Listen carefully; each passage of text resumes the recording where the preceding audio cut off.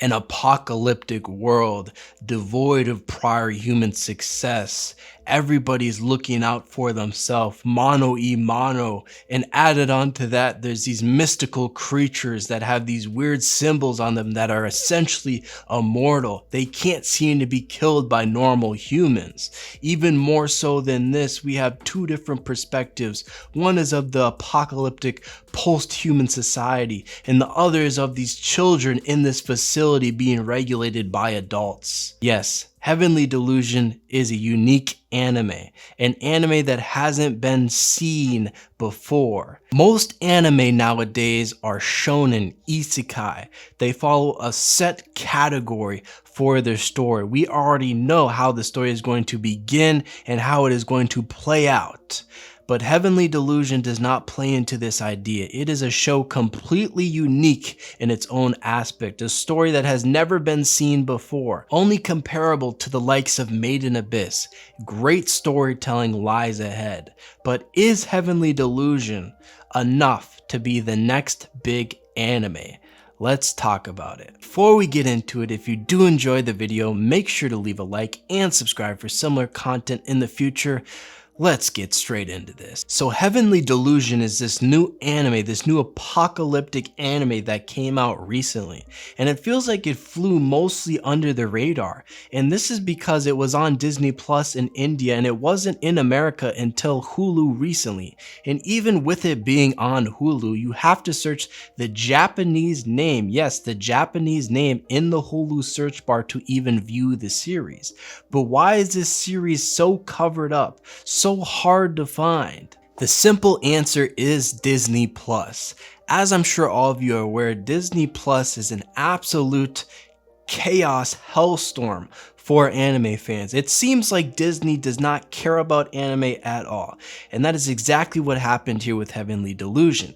They grabbed this series and they essentially threw it into the trash because even I, who's someone who has Disney Plus, I'm unable to find the series on Disney Plus. I had to get Hulu as well just to find the series.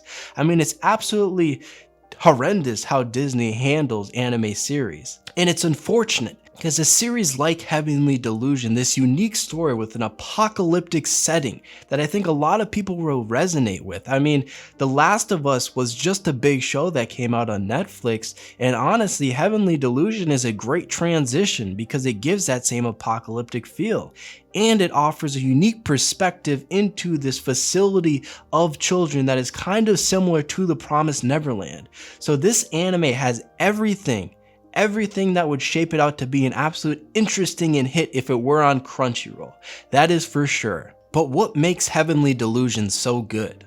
What makes it so good is not only does it have this apocalyptic setting and it really plays into it, it also has top tier animation, which is surprising because of how well it's been thrown under the rug. Yes, this series has top tier animation, it has music that puts you into the flow of the environment, and most of all, it has monsters. It has exciting scenes that grab just about any viewer into this series. Just in the first episode of this series, we see scenes of this apocalyptic environment. It wraps you straight into this environment, and it makes you feel the environment, because we not only see this apocalyptic environment, we see scavengers, people trying to take advantage of the situation, even willing to hurt seemingly kids or young adults. And then we see dead, deceased people that died of some unknown disease or illness that really plays into the story. And even further than this, as we switch perspectives, which is something that's very unique in anime, we do not see this often,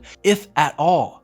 I mean, we are switching perspectives from one group of people to the next. We see Maru and Kiriko, and then we switch perspectives to Tokyo and the School of Children. And what makes it so interesting is because we go from one environment, which is apocalyptic, to the next environment, which is a mysterious school environment that seems to have this evil headmaster, or maybe not evil. We don't really know at this point because there's so many questions that we have that are unanswered. And that's what makes it so good, is because we don't even know. When we switch to the school environment, half the time when I'm watching, or the majority of the time, I don't even know what is happening.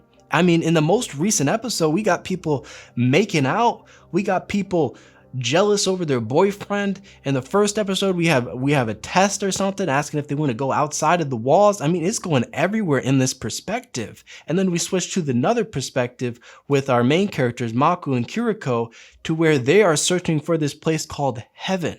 And it seems like they have a steadfast goal that they need to reach. And it makes you feel enwrapped in that. And as they're trying to reach this goal, they encounter obstacles.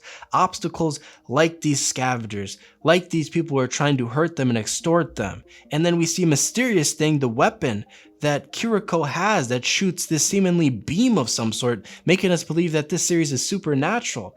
And even more than that, as they finish this up and they go to this inn, we see this eerie environment of them just casually trusting this innkeeper. And then we find out that the innkeeper was hiding a secret, of course. And as they were asleep, this big Hiriko, these big monsters that they call them, the reason for the apocalypse, came out and sliced up this lady. I mean, absolutely no hesitation with the graphics here. This anime has everything that a dedicated anime viewer wants to see. An interesting story, exciting scenes, engaging characters, and romance of some sort. I mean, this series is definitely a complete package that's been wrapped under the rug and absolutely ravaged by Disney Plus in this scenario. Heavenly Delusion is definitely shaping out to be one, if not the anime of this season. This is another one of those series that kind of goes under the radar, but has some high tier storytelling.